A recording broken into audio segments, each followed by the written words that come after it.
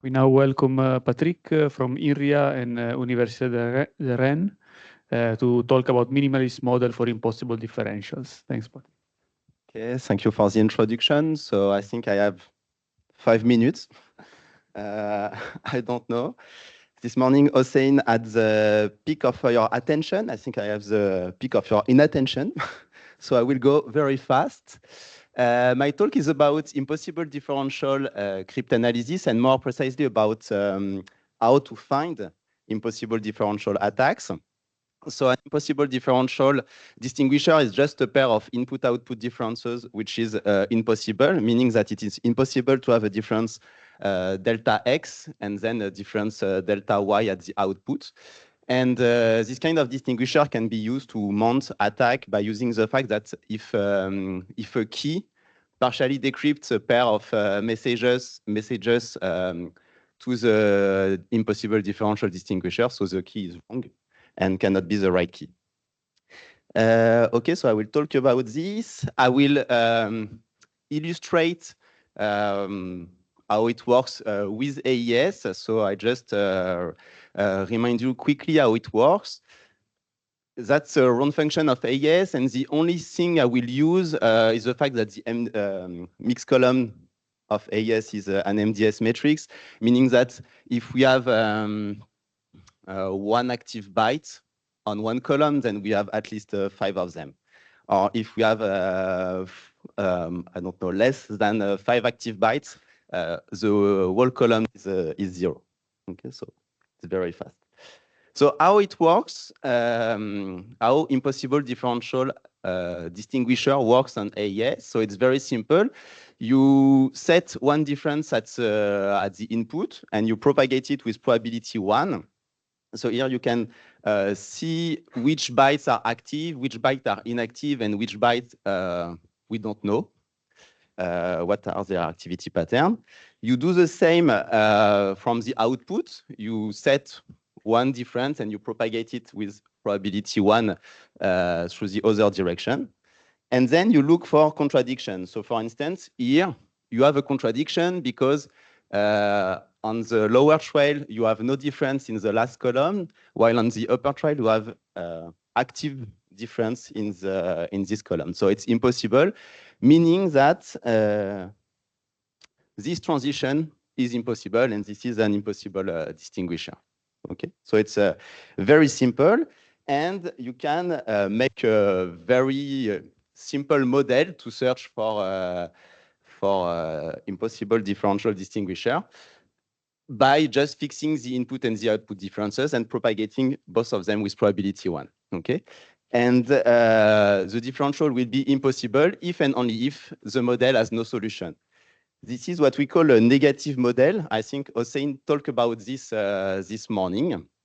And the problem with negative model is that they are unsuitable to search for attacks because we cannot optimize parameters that like the complexity of the resulting attack if we have a much better framework or anything. You cannot optimize anything because you will have a distinguisher if and only if you don't have any solution. Okay. And in this case, you also have to try all the possible input and outputs. But hopefully, if we are in the arbitrary S-box model, meaning that if you don't care about the precise S-box used, you only have to try for inputs and outputs with one active S-box. So not so many cases if you want to exhaust all the impossible differential distinguisher. Okay, so that's a very basic model. Then you can go a bit further. And instead of propagating the input and the output difference with probability 1, you can just search for a differential characteristic. And if there is no differential characteristic, so you know that the differential is impossible. Actually, so it has the exact same problems than the previous model. It's also slower because it handles more complicated contradictions. I will talk about that a bit later. But it's I think it's the more complete possible model because you will really search for a differential characteristics. And you can even go further and search for, if you find the differential characteristic, you can search for the quasi-differential characteristic associated to it and know whether this differential characteristic is valid for all key or not, or something like that. Okay, so that's negative model. But recently, Hossein and his co-author proposed a positive model to solve the problem of impossible differential search. And this model is composed of two trails, as I just showed. But then you will enumerate all the possible contradictions that might happen between the two trails, and you will add one Boolean variables per contradiction. And what you ask for the model is that at least one of these Boolean variable is as the value true at the end. Okay. And in this case, the differential will be impossible if and only if there is at least one contradiction. And that's nice because you can incorporate it in a more generic, more general model to search for impossible differential attacks directly and optimize, for instance, on the complexity or optimize on some other parameters, as for instance, the number of active bits at the input or the output. The problem with this model is that it only handles direct contradictions, okay? Meaning that you have 1 byte or 1 bit which is inactive in one trail and 1 bit which is inactive or active in the other trail. But in practice, we might have more complicated contradictions. So for instance, so that's the trail I just showed you before, but we can modify it a bit. So for instance, now I just have 2 active bytes at the beginning. Okay. And in this case, for much more bytes, we don't know precisely the activity pattern. And in this case, we still have, we don't have here a contradiction. Yeah, we have a contradiction, sorry. Because of the mixed column matrix, we know that if we have this pattern and this pattern, the states must be fully inactive, okay? Because it means that for each columns, we have at most 4 inactive bytes. So we will have 8 inactive bytes.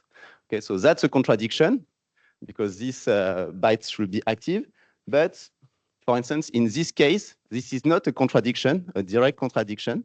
Okay, we obtain that they are all zeros, but only then you will propagate this information. Oh, sorry. And obtain that, for instance, it's impossible here to have something equals to 0. It's not the best example of indirect contradiction, but that's the idea. The idea is that you will merge the informations coming from both trails and then propagate it to obtain a contradiction. Okay, and here this is what will happen. You will you merge the informations of these 2 trails. Okay, so you obtain that these 2 states are zeros, and then you propagate it in the other directions, and you will find a contradiction because it's impossible that the internal states are fully zero. To solve this problem of the previous model, the fact that it cannot handle indirect contradiction, Hossein proposed with his co-author a new model again, including this time indirect contradiction. So this figure comes from their paper. And so the idea is the following: you just have the 2 trails as before, but then you create like a 3rd trail, and you choose also a middle round, and from which you will propagate again the new information you just obtained. Okay, and that's how their model works. And when I read this model, the question I asked myself was, does this model handle all possible indirect contradiction? Is it like a perfect model to search for all indirect contradiction? And the answer is no, because so first, something that is a bit weird here is that why do you need to have like a middle round from which you will propagate again the information? It does not really make sense. And more generally, it's a bit, it's not a bit weird, but it's not complete that all indirect contradiction will be obtained only by propagating back the information only once, okay? So maybe you will have to propagate it once, but then you will propagate it again and again and again and again, and each time deducing new information or new zeros or new ones until you reach a contradiction. Okay, and for instance, it's very easy to construct counterexamples for which the proposal of Hossein and his co-author does not work and cannot prove the impossibility of it. So the example is very simple. It's just the composition of two S boxes.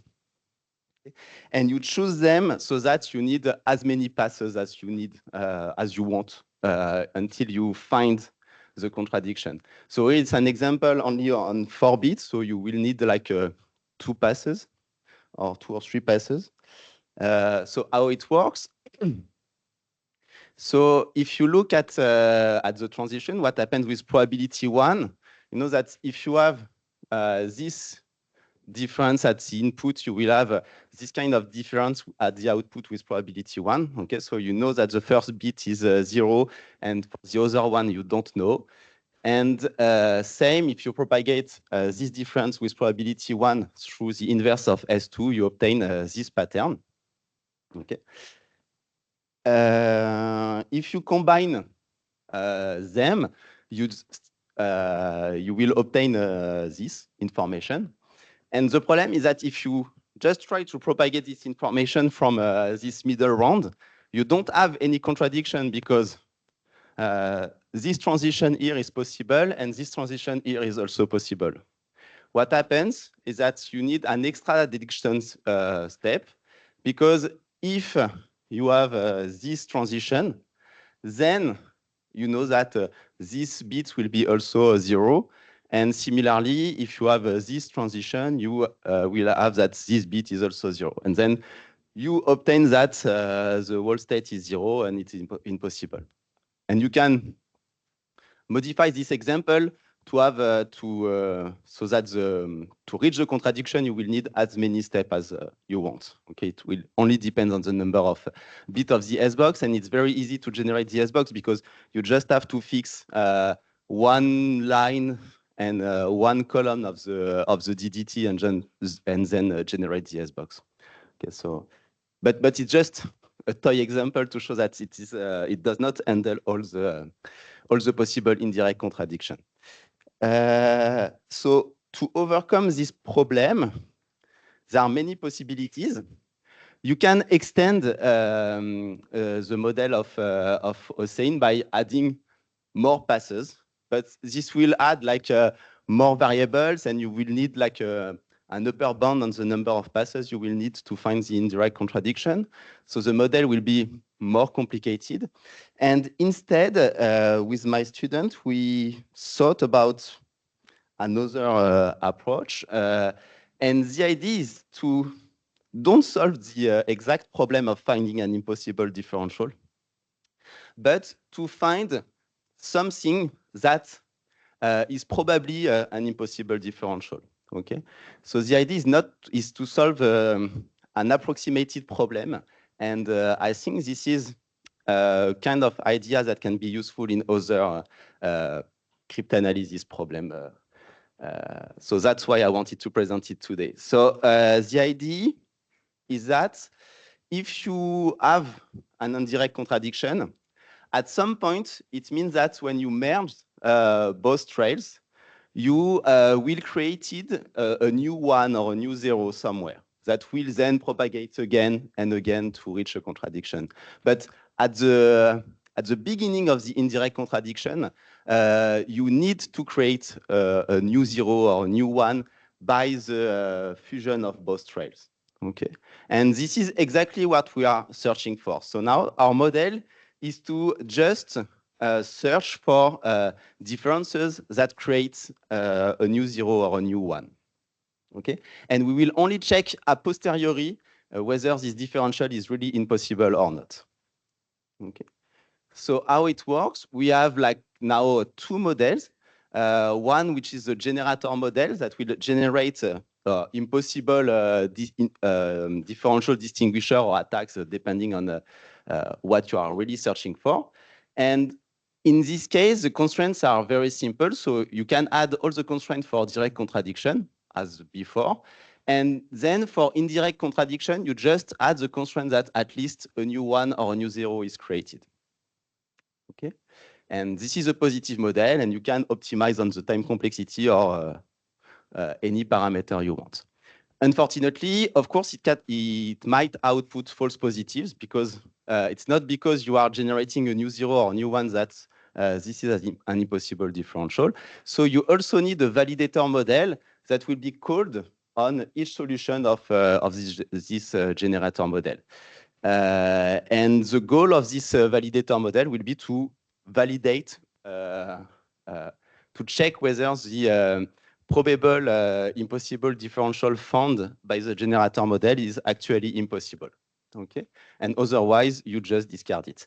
But in this case, the validator model does not need to be a positive model. It can only be like a negative one, and it can be as precise as we wish. For instance, we can use the approach proposed by Sasaki and Todo to just search for differential characteristics, etc. Okay, so that's the approach we propose. And we also propose something to simplify the generator model. When performing like experiments, we found that the active bytes or bits propagate badly through the cipher compared to inactive bits and inactive bytes. And so we just propose to remove them.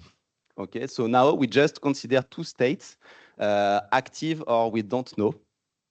And actually, it's much better when you code, when you have to modelize a cipher because you don't have three possible values, but only two. So you can only use one Boolean variable for the state. Of course, there are some limitations, but first for like word-oriented cipher, it works exactly as before. We really don't need the activity pattern. But in this case, we need to change a bit the definition of an impossible differential. And in our case, the differential will be impossible if and only if the only solution for the differential would be to set all the differences to 0, because it would be always the possibilities, since we don't have like we don't force active bits somewhere. And in this case, it simplifies a lot the generator model, because in this case, we don't have any direct contradiction. So we can remove a lot of constraints and Boolean variable, etc. And we don't have to search for the creation of a new one. We only have to search for the creation of a new 0. Okay. And so the model is really, really simple with only a few variables. Of course, there is a limit. So for bit-oriented ciphers, when you have to look inside the S-box, weird things happen. So for instance, for the block cipher present, you have this transition that happens with probability 1. But the same transition when you allow all possibilities for the first and last bits does not hold with probability 1. Okay. In this case, you should not include this transition in the cipher. So it's a bit, you might miss some impossible differential. But what we found is that you can just add it anyway. So for instance, this pattern has two possibilities of output after the S-box. This one or the one with all unknown bits. And we just delegate the verification of the impossibility to the validator model. And in this case, the validator model will force some bit to be 1 if this transition is used. But it's very simple. Okay.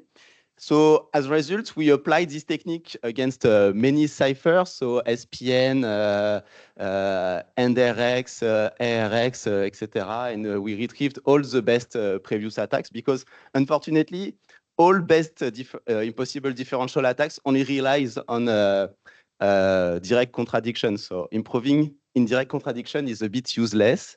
We also applied it on RAD and found a new attack. And what is interesting, I think, is to look at the number of false positives that are generated by our model. And here you have the results we obtained on several versions of CMake. And as you can see, we don't have so many false positives. For instance, here we just have to show that there are no impossible differential distinguisher on 12 rounds. We just have 800 probable impossible differential distinguisher to check for. Okay. And when you are only searching for distinguisher, you can still optimize one parameter, and usually we find the best choice will be to maximize the number of new zeros created when you merge both trails. Okay, so that's the result, and that's all. And I think it's interesting because we are solving, because the model is very simple. It includes more complicated indirect contradiction without ending them directly. And I think an interesting question is, can we apply the same approach to other cryptanalysis technique? Okay, thank you for your attention.